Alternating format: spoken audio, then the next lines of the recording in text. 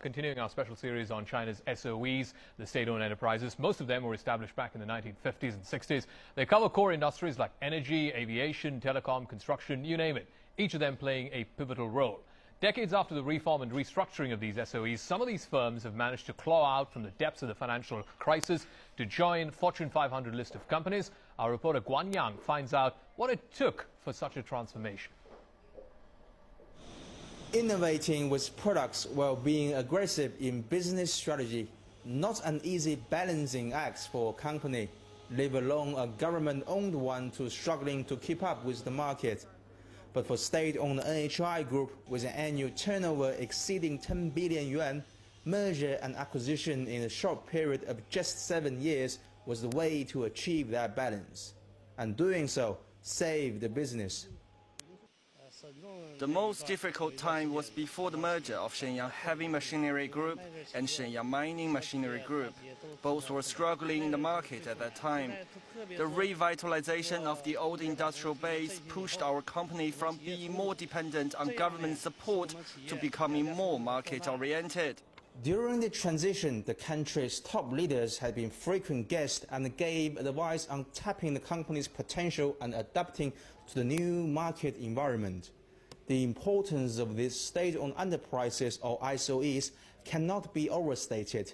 They exist not for profit, but as a backbone of the nation's economy. It was the mission they were created for that was important.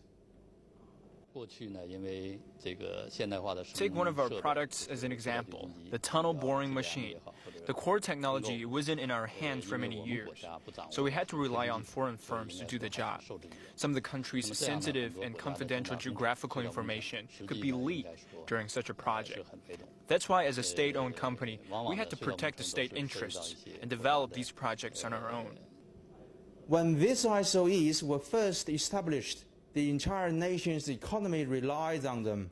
It was all good for a planned economy. But when the market grew from national to international, their poor performance and the meager social contribution didn't match the resources they consumed. Compared to private companies, the SOEs shouldered a lot more.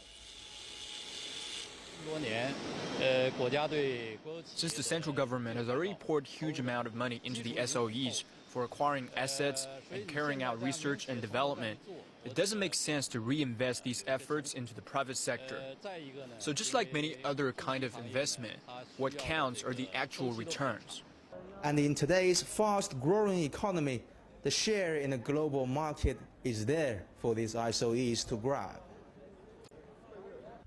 The country's economic rise began in the 1980s when the central government started dismantling inefficient state-owned companies and expanding the private sector, allowing for greater scope of entrepreneurship.